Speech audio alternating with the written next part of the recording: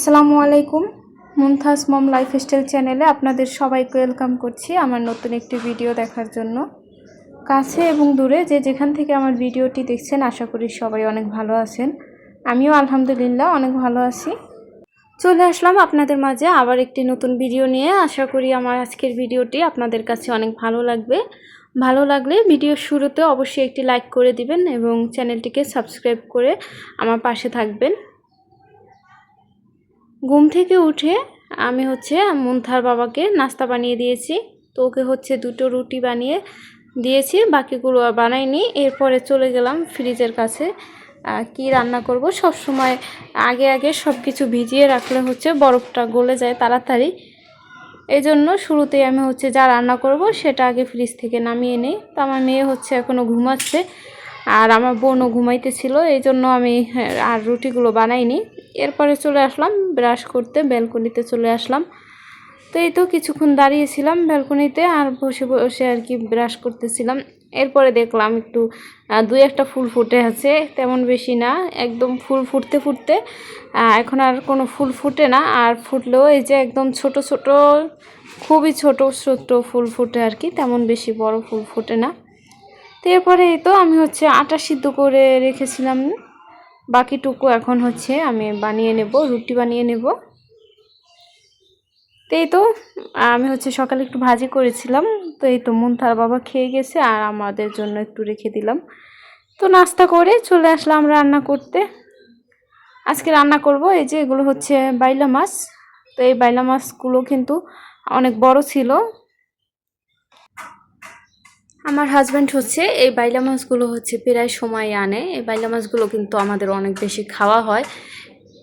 তো সব সময় মানে বেশিরভাগ সময় দেখা যায় এই বাইলা মাছগুলো থাকে। হয়তো আস্ত রান্না করা যায়, মানে এই সাইজের, আবার অর্ধেক করা যায়, সর্বোচ্চ এক পিস মাছ কাটা যায়। এই সাইজের বাইলা মাছগুলো সবসময় দেখি নিয়ে আসে, ও এরকম বড়গুলো পায় না। তো এই তো কালকে পেয়েছে, নিয়ে আসলো। তো আমি এটাই রান্না করলাম। আমি দেখতে খুব ভালোই লাগতেছিল, একদম সবগুলো বড় বড় ছিল। তো আমি মাছটা কাটার সময় ডালটা সিদ্ধ বসিয়ে দিয়েছিলাম, যেন আমি মাছ কাটতে কাটতে ডালটা সিদ্ধ হয়ে যায়। আমি ডালের ভিতরে পেঁয়াজ, তারপরে কাঁচামরিচ, রসুন আর একটু সামান্য তেল দিয়ে ডালটাকে সিদ্ধ দিয়েছিলাম। এরপরে সিদ্ধ হওয়ার পরে ঘুটনি দিয়ে ঘুটে তারপরে হলুদ দিয়েছি, লবণ দিয়েছি। এরপরে তো একটা আমড়া কেটে দিলাম একটু টক হওয়ার জন্য, এতে করে ডালটা খেতে বেশি ভালো লাগবে। টক ডাল কিন্তু খেতে সবারই অনেক বেশি ভালো লাগে। এরপরে অনেক সময় জাল করে তারপরে ডালটাকে একটু ঘন করে নিয়েছি। এরপর সর্বশেষ ডালটাকে বাগার দিয়ে দিলাম। এই তো আমড়াটাও একদম ডালের পারফেক্টভাবে সিদ্ধ হয়ে গিয়েছে। এরপর সর্বশেষে আমি উপর থেকে ধনিয়া পাতা দিলাম। এই তো আমার ডালটা কিন্তু রান্না শেষ। আমার ডালটাও অনেক অনেক বেশি মজা হয়েছে। আমি কিন্তু ডাল এত মানে তেমন বেশি রান্না করি না, খুব কমই রান্না হয় আমার ডাল। দেখা যায় মাসে 2-1 বার রান্না করি এরকম, তাও খাই না, পরদিন পর্যন্ত থেকে যায়। কিন্তু এই ডাল রান্নাটা আমার কাছে অসম্ভব মজা হয়েছিল। আমি কিন্তু অনেক পরিমাণে খেয়েছি, আমার বোন অনেক পছন্দ করেছে, আর সবাই ডালটা দিয়ে অনেক মজা করে ভাত খেয়েছি। আর মাছটার কথা কি বলবো, মাছটা কিন্তু অনেক অনেক বেশি মজা হয়েছে। মাছটা খেতে, এই বাইলা মাছগুলো খেতে আমার কাছে এমনিতেই সবসময় অনেক বেশি ভালো লাগে, কিন্তু আজকের রান্নাটা আরও বেশি মজা হয়েছে কারণ মাছগুলো একটু বড় ছিল, যে কারণে অনেক বেশি মজা লেগেছে। তো এই তো আমি মাছটা বসিয়ে দিতেছি। সর্বপ্রথমে এই তো পেঁয়াজ কুচি, তারপরে রসুন, কাঁচামরিচ এগুলো দিয়ে, তারপরে হলুদ মরিচ, যেভাবে আর কি রান্নাটা করি। এরপরে ভালো করে কষিয়ে মাছগুলো দিয়ে দিলাম। এই তো আমি মাছগুলো এখন ভালো করে কষিয়ে নেব একটু সময় নিয়ে। এই ফাঁকে এই তো আমার বোন একটু ফেস প্যাক বানাবে। তো ওই দিন যে নিম পাতার রস আর তুলসী পাতার রস রেখে দিয়েছিল, এটা ফ্রিজে, ওগুলো ফ্রিজে রাখার কারণে একটু কালো হয়ে গিয়েছে, কিন্তু ভিডিওতে বেশি কালো লাগতেছে। তারপর তার ভিতরে গোলাপ জল, তারপরে চিনি, তারপরে ভেষণ, এগুলো দিয়ে দিল। আর আলুর রসও দিয়েছে। তো এগুলো নাকি ফেজের একদম দাগ দূর করে ফেলে, এটা সবচেয়ে বেশি কাজ করে ফেজের দাগ দূর করতে। তো ওই জন্য এটা বানিয়ে নিল। তারপরে আমরা দুজনে মুখে ইউজ করলাম। এরপরে এই তো আমার মাছটা এই তো কষানো শেষ। এখন হচ্ছে পরিমাণ মতো আমি হচ্ছে পানি দিয়ে দিব।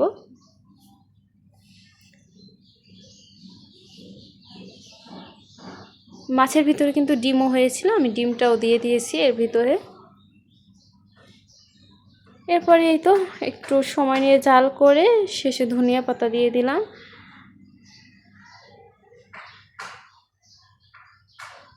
এই তো মাছটার কথা তো বলেই দিলাম আগেই, মাছটা কিন্তু খেতে অনেক বেশি মজা হয়েছিল।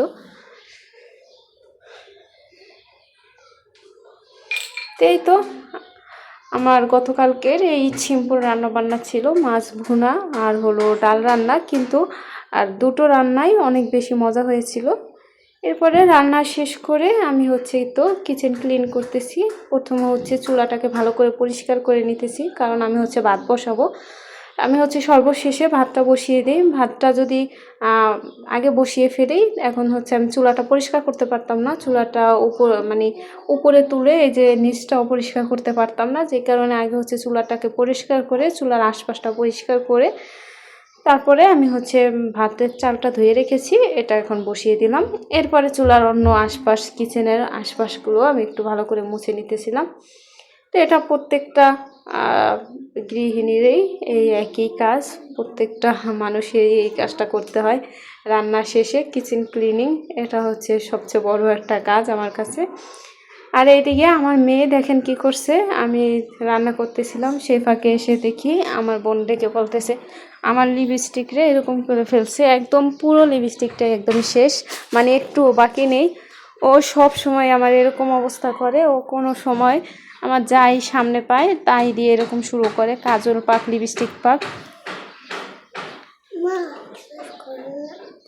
ও হচ্ছে এটা নিয়ে আমার 7 থেকে 8টা লিপস্টিক এরকম নষ্ট করে ফেলছে। তো ওর জন্য আমি কিনি না, মাত্র 2টো লিপস্টিক কিনেছি, সেটাও দুটোটাই এখন শেষ করে ফেলছে। ভাবতেছি আর কিনবোই না, থাক।